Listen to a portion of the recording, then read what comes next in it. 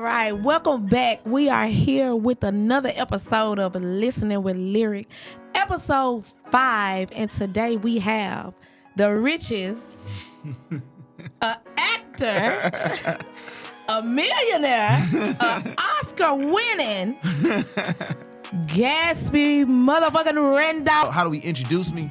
I guess it's the reintroduction of, the movie star Gatsby Randolph. You know what I'm saying? So motherfucking period. Y'all, I love to see it. So we're going to get straight into it. Is there anything you want to tell us? Like what you got going on, you working on, any projects you got going on? Yeah. We can get to the origin story in a minute. I guess everybody want to know is like how this young nigga from Memphis, throw on a silk shirt and go to Hollywood and do his thing.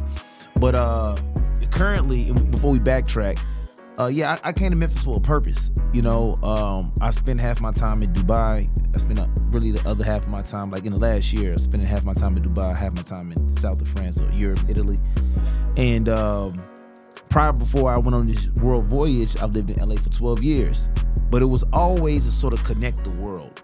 And I always thought Memphis was the epicenter of culture. I always wanted to bring Memphis back to the Stax greatness. I always wanted to bring Memphis back to the Isaac Hayes, Stax. So many of my favorite artists come from Memphis, right? I wanted to be a pioneer, sort of this new generation, to bring Memphis back to, the soul and its greatness on all aspects, right? And sort of at least play my part because, Memphis is killing it on the music scene. Memphis is killing it on the sports scene. And as far as the film and TV scene, I felt we needed our seat at the table. And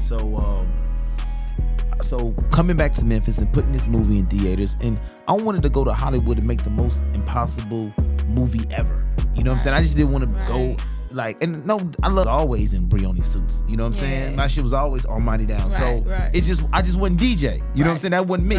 So I wanted to tell the story, and I didn't want the story to be belittled. I didn't want to do it at the BET Awards level. I wanted to do it at the toppest, flyest shit in the world, right? So now it's like, I went to the mountaintop. I saw what's going on. I'm telling you, my niggas in Memphis still the flyest people. And now I'm back and say, here's the proof. I'm opening up a production studio here in Memphis. I want to be like the Tyler Perry of Tennessee. Oh my God, that is so incredible. Y'all, imagine Tyler Perry. A Memphis Tyler Perry. Oh my God. That's my goal. Yes, I want to bring all of my connections from Hollywood here. I have several executives from California to relocate out here. And how can I essentially... So wait, you changed your name? Yeah, to Gatsby. I knew it. It was too much of a Hollywood popular name. I kept saying Gatsby Randolph. It just sounds so... It's just... good. It's perfect. And I was like, it's Hollywood. It's the Wall of Fame. Like, everything. That was the perfect name. So where did you get that name from? Well, what it was like, okay, so let me tell you about name changes in Hollywood, right? Most of the people who you like have a name change. Now, if you're in the music industry, they call it a stage name. And then in the film and TV, they more so treat it like, it's just like your name. So I'm giving you a few examples of stage names you may not know. Stevie Wonder. That's his name. His name is Stephen Morris. Jamie Foxx is not his name. Those are the two off top. But there's a lot of them like that. There's nothing named. So Gatsby Randolph, I work under Gatsby Randolph. If you Google me on on the TV show, I'm on the show with Tamer. I'm not sure if you knew that. Go ahead. Tell us about that. We're going to get to that. Tell us about that. We're going to get to that. But I'm Gatsby on the show. I got a big thing with NBC, actually, because they didn't want to put my last name, but we'll get into that later. But yeah, it's a lot of... So anyways, for me, when I got to LA, the second day I was in LA, when I lost the deal, I was like, I'm gonna reinvent myself. It's gonna be Gatsby Randolph. And Gatsby's like a young black aristocrat. You know what I'm saying? Like Gatsby is, it was really what it was, Lyric. It was all of my imagination and influences from watching TV and film. I just put all the best of the characters into one person. So when you say, what is Gatsby Randolph? That's crazy. You know what I'm saying? That's crazy because I'm gonna that's crazy because in my field of doing hair, I took a lot of classes. I invested in myself a lot. And I used all of those skills and put them in one. And that's how I became Laced by Lyric. Yeah. Like, that's same crazy. thing. The same. finessing your way through. Yeah, I finessed the whole shit. Yeah. Were you nervous about going to jail? Like, did you care about repercussion? Like, you just didn't give a fuck? Like, do you have kids? Were you thinking about anybody at home? Well, see, here's the thing. Like, and the level of just naturally fucked up with no liquor and anything, on the level of just born fucked up, I'm at a 20. You know what I'm saying? So I'm just like this. Like, I came out the womb. Like, I told my mom the other day, I said, Mom, it's like this one, because I spent a lot, I still finance, because no one would believe that I could make a movie with Jay-Z and Beyonce or whoever. Right. So when nobody put up the money, so I put up all the bread. And so I'm spending money. One day my mom was like, man, you spending a lot of money. I said, Mom, you gotta understand this about me right now. I said, look, either I'm gonna die with 200 million or 200. But that's my life, because I'm betting it all every time on myself.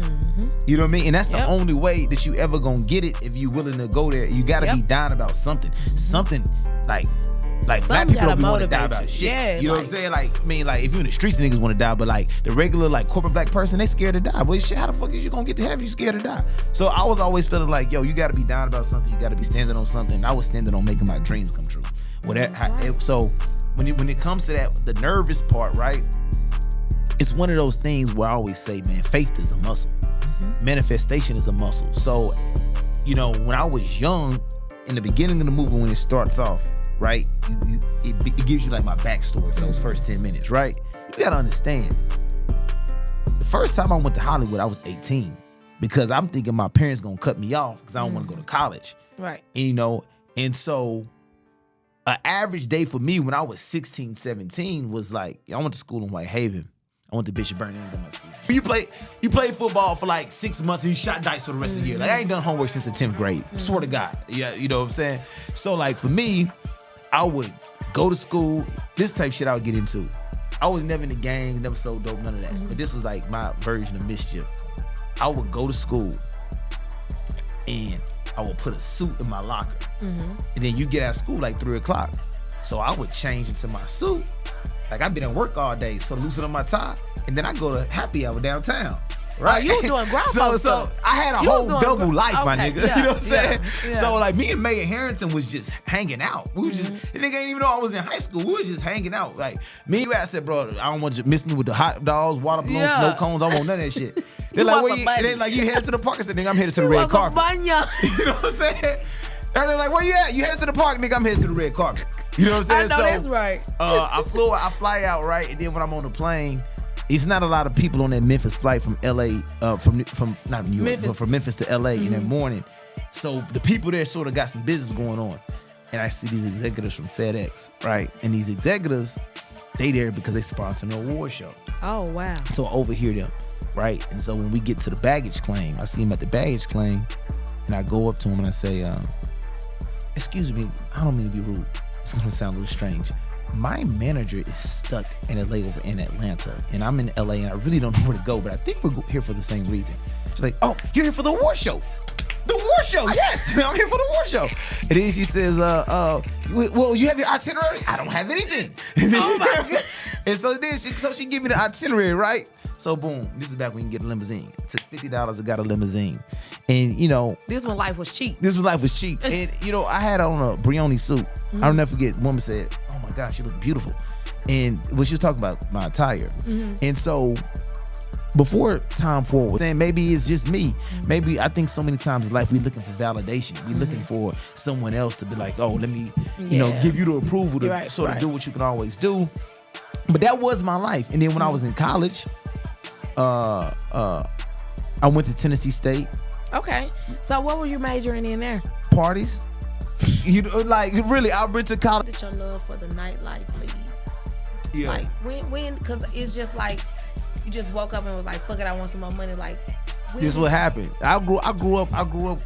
You know what I'm saying? Underneath your pops. You know what I'm saying? I remember, like Devin Steele, your dad, Coco, just people who had, you know, influences on me, right? And so I thought I was gonna be, you know, the next Russell Simmons or Jay. I just, like, what took me to Hollywood initially was they used to have a Def Jam I remember that. Yeah, they had a Def Jam distribution and promo office here, right? And Ricardo, Lester Pace, these are all industry names. Lester Pace, Ricardo Hunter, and Kevin Hill. Kevo worked there, and I was like 10th grade up in that joint, right? And yeah, I'm in the town. I want to see the receipts because, I mean. And these are all Hollywood receipts, but I got Memphis receipts too. You know what I'm saying? Let's see what you got going on. But the thing is about my receipts is I'm in the town. Not on the. Yeah.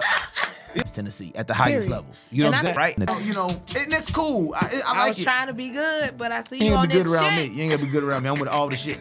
Listen, I love to see motherfuckers go crazy when Sexy Red come on. You know what I'm saying? I love it.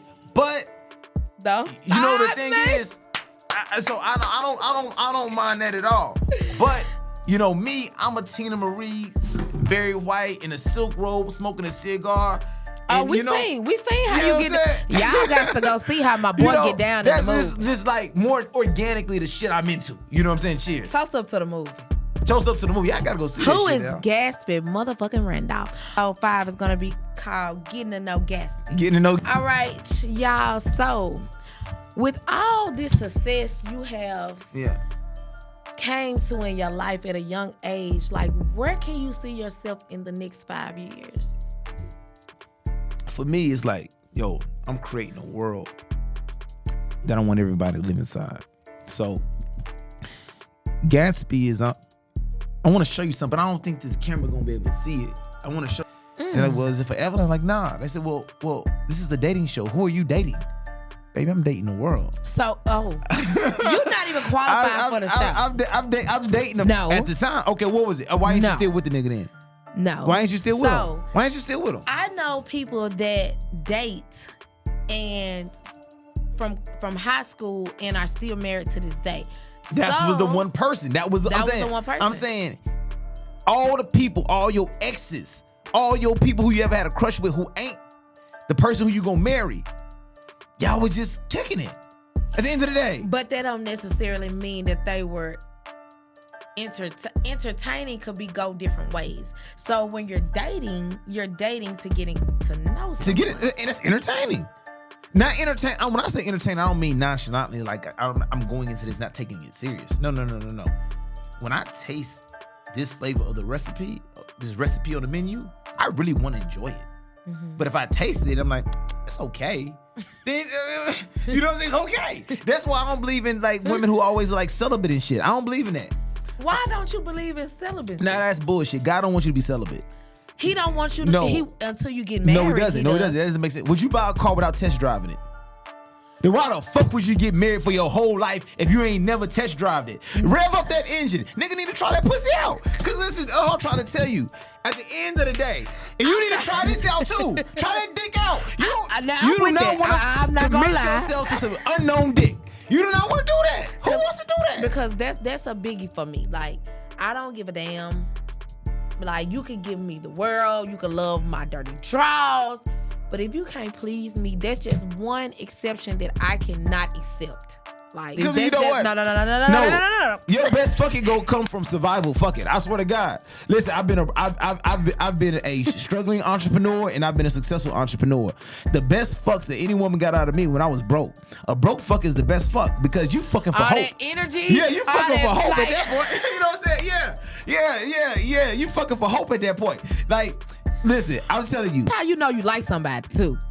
Like, the thing is, it's like I was fucking with this lady, right? And she was 65, right? And this is public knowledge. Older women like me. I mean, I can tell by the swag and all of that. But what you? I mean, now it is some badass. Oh no, this motherfucker was bad. She was bad. She like Princess Diana. She was bad. Oh, you know, shit. she lived it. So okay. I'm just thinking about in the bed. I'm about to tell you. They could get their face and shit done. I'm about to tell you. Right? This is the part with the intimacy with the older lady. Now, she was worth about $500 million. You know what I'm saying? I just later. And so she was big. It did you not really? work. So what you just wanted her check? Cause she finna die in 5 years. Well, let's think about it. Another shot, it held my career back. It did. So did you start that in your earlier career or after you had money? And both of them. And all that almost, baby, let's do it together, build it together. That's all bullshit. Motherfucker want to say, oh, but look in J&B. Them niggas was both rich when they met each other. You know what I'm saying? So, when you all that build shit together, because guess what, baby? The shit I gotta do to build this empire, you not really gonna appreciate, and you ain't gonna be able to stand this shit. You know what I'm saying? And it's like one day I was like this, right? I'm gonna say this. She probably gonna hate me for this. I don't want to lose my relationship with her, but I'm gonna say this shit because it shows. Don't lose your relationship. No. Please don't lose your relationship. Cause look, I'll keep my relationship. You need somebody to. It's a very, very, very, very, very popular actress, right? And I'm gonna throw an actress name out that's not her to give it for comic relief. But so the name I say is not her, but she's a very popular actress, right? And I'm dating this girl, and it's during the Oscars, and we at these Hollywood parties or whatever. And I'm dating this girl who's not at the level of this actress. Mm-hmm. It's just what it is. I'm not at the level of this actress. Mm-hmm. But she liked me for some reason, right? And the girl is just so naggy, on me, like separation anxiety. But the big actress, let's just say, quote unquote, Halle Berry, right? Let's just say, allegedly, Halle Berry. I want to know that shit. You know what I'm saying? What her name start with? First name? H. I mean, let's just say allegedly Halle Berry, right? Let's just say, allegedly, it could be anybody, it could be Heidi Klum, it could be anybody, but I'm just saying, allegedly Halle Berry, right? And Halle like, nigga, all right, yeah, nigga, you got it. Boom, right? Wink, I like, when I'm gonna see you tomorrow at Vanity Fair, like, boom, we kicking it, right? And shit, I brought you to the party. Yeah. I could left you at home. And I was so obviously, but you know you was gonna meet Holly. You ain't know. I got a track record out here. But let's know that's all that. Why do you think you should win? I said, I think I should win the Oscar because I'm the best actor on earth. They say, why that? I said, because my movie was shot in real time. Meaning, if Denzel's movie was shot in real time, if Leonardo DiCaprio's movie was shot in real time, and they robbing a bank and somebody gets shot, you know, they say, cut. You get shot in my movie, you dead. You see what I'm saying? So if I'm not acting, if these people don't believe I won an Oscar in this moment, I go to jail. They say, oh, who is this guy? Please. And I go to jail. So the fact that they believed everything, that's the best acting award to me. What better actor than that? You know what I'm saying? That's the best acting award to me. And that's why I think the Academy wanted to highlight my film. I didn't win the award, but they wanted to highlight it and won other accolades. But that is sort of my message. It's like, that's when Malcolm. Like, boom, we'll fuck with you, you know? Yeah. So, yeah, that's what it is. You see what I'm saying? Like, it's so crazy. And with me being in this entrepreneurship and having to post content, because I wasn't a videographer. I didn't post a lot. I didn't record a lot. But my friends would be like, Lyric, you do so much stuff. You meet so many people. You know, like, you need to record this. So that's when I started recording. And then when you said something about you recording your life, I was just like, that's what I need to do. Oh, 100%. Like, that's what I need to do. Like, that. Because you a character. You a character. You got a lot of talent. You got a lot of talent, and you know, plot comes from character, right? And so when you shoot non-scripted TV, it's a saying that if you got interesting characters, you cast interesting characters, the story's gonna tell itself. Exactly. Right. So plot comes from you definitely got a lot of characters. So I thank you for that. Thank you for that. Just born and raised them and born and raised. Yeah. So everybody's scared of, like, and this ain't a knock. These are facts I'm talking about. But everybody's scared to get blacklisted for motherfuckers who ain't they friends. Right. You know, you scared to get uninvited to some shit you're not invited to. You're not even invited to Rock Nation brunch. Why are you scared to do the story? Because Jay gonna feel a certain type of way about that, right? That's just, I always was just living in my world and my truth. Like, Jay's living in his world and his truth. You know what I'm saying? And so for me, he was in the apparatus of Gatsby Randolph. Yeah. I'm just telling the story. Now, once I captured it, right? Because the point where I guess Tata didn't want the movie to come out. You know what I'm saying? That was the energy I felt. Like, he wasn't a fan. Tata's like Jay's like best friend or whatever. I ain't know Tata. So, but I fuck with Rock Nation. Let me just go on the record. We finna get through the whole Rock Nation thing. Let's get through this apparatus so we can understand it. Shaka Pilgrim has always been a fan. That's Jay's cousin, the president of Rock Nation. Rock Nation brunch is at the Empire State. I'm going to the brunch. I get a text. June is a friend of mine. She's been supporting me. You got every nigga in New York texting me about this damn movie. I don't know the movie's a big deal. Right. The movie ain't out yet. I don't know the movie's a big deal. I get to the brunch. Shaka says, President of Rock Nation, Gatsby, you supposed to be the biggest star in the world right now. Lenny, yes, come over and tell Gatsby why he ain't the biggest star in the world right now. So obviously something inner circle thing going on in the office, right? So the camera people, to answer your question, if it is a finesse, at an event, it's cameras everywhere. They don't know it's for you. They don't know they work for me. So they think they work for them, but they really work for me. Yeah, you know what I'm saying? Yeah. So I'm doing a party for Chubbs, Drake's guy, right? Mm-hmm. So it was COVID, and Chubbs people hit me and say, "Yo, we need a Gatsby curation." Yeah. I'm throwing this big ass party. Bag comes. I called Big Mark and say, "Bro, oh no, B Mims." I called B Mims and said, "Yo, tell Bag to come through." Yeah. He come through. And he ain't never seen a Memphis nigga do it like this. You know what I'm saying? He doing it. We spraying champagne, niggas, Sweetie, niggas, Drake. They have champagne parties, y'all. Bro, we spraying champagne at the top of fucking Mulholland Drive. And I said, see, nigga, this is when he first popped. I said, you was a famous animal nigga. Now you a Jimmy Fallon nigga. Right, you know right, yo ass. You know, cheers to the championship. So I know he'll relate to that. But yeah, I'm back in the town. So. And listening with Lyric episode 5.